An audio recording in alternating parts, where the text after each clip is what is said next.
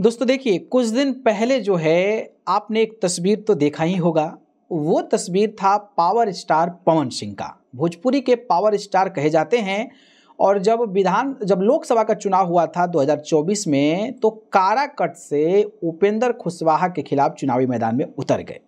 लेकिन भाई, उपेंद्र कुशवाहा एनडीए के हिस्सा थे और पावर स्टार पवन सिंह निर्दलीय चुनावी जंग में उतरे।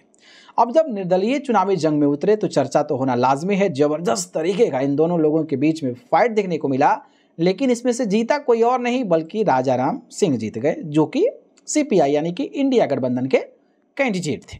लेकिन पवन सिंह उसके बाद विधानसभा से पहले मुलाकात किया, बाकायदा पैर छुआ और वो तस्वीरें भी वायरल हो गई और लोग कह रहे थे कि पावर एजे से शुरू होला, पावर ओहिजे से खत्म होला। खैर, जो भी है, उस तस्वीर पर तमाम विवाद भी हुआ, तमाम बातें हुई। लेकिन आज के वीडियो में मैं आपको बताने वाला हूं कि उपेंद्र कुशवाहा का सच में कद जो है वो बढ़ा है, और उनका जो है राजनीतिक तौर पर अगर कहा जाए तो उपेंद्र कुशवाहा का कद जो है वो और भी बढ़ गया है। और उन्होंने दिखा दिया है कि पावर एहिजा से भी शुरू होता है। पवन सिंह का ही पावर वहाँ से शुरू नहीं होता है, बल्कि कुशवाहा जी का भी पावर शुरू होता है। दरअसल आपको पता होगा कि उपेंद्र कुशवाहा चुनाव तो हार गए, लेकिन आज जो है राज्यसभा का सांसद है। अब सोचिए कि वो मोदी सरकार में बैठते हैं, मतलब मोदी सरकार का एक हिस्सा है, और वो राज्यसभा बन गए। सोचिए, अब जब चुनाव हुआ तो उनकी पत्नी स्नेहलता जो हैं सासाराम से चुनाव लड़ी और वो भी चुनाव जीत गई। 6 टिकट मिला और 4 विधायक उनके पार्टी के बन गए। अब जो है उनके बेटे, जो कि एक इंजीनियर थे, उनको अचानक से, जो कोई जानता भी नहीं था, उनका नाम है दीपक प्रकाश, उनको मंत्री बना दिया गया। वही बेटे हैं जो जीन्स और शर्ट पहनकर जो है मंत्री पद का शपथ लिए।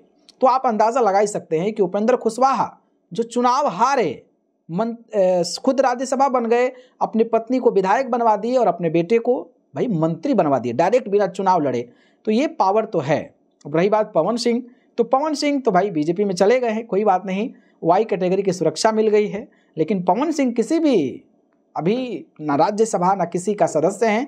हालांकि देखना होगा कि कितना इंतजार करना पड़ेगा। लेकिन जो लोग कह रहे थे कि पावर एजे से शुरू होला, पावर एजे खत्म होला, तो उपेंद्र कुशवाहा जी ने दिखा दिया कि पावर एजे से भी शुरू होता है। तो इसीलिए जो है राजनीति में कौन कितना तगड़ा है, वो एक राजनेता है।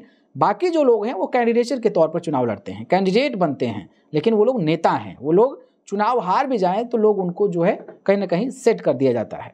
तो ये है दबदबा। मुझे लगा कि एक अपडेट देना चाहिए। उनके बेटे, जिनको कोई नहीं जानता था, चुनाव भी नहीं लड़े थे, उनको जो बाकायदा पंचायती राज मिनिस्ट्री को दे दिया गया है। बाकी जिस तरीके से ये पूरा राजनीतिक हलचल हुआ है और वो तस्वीरें वायरल हुई है, उस तस्वीर पर आप क्या कहेंगे और उपेंद्र कुशवाहा के दबदबा को क्या कहेंगे, बताइए।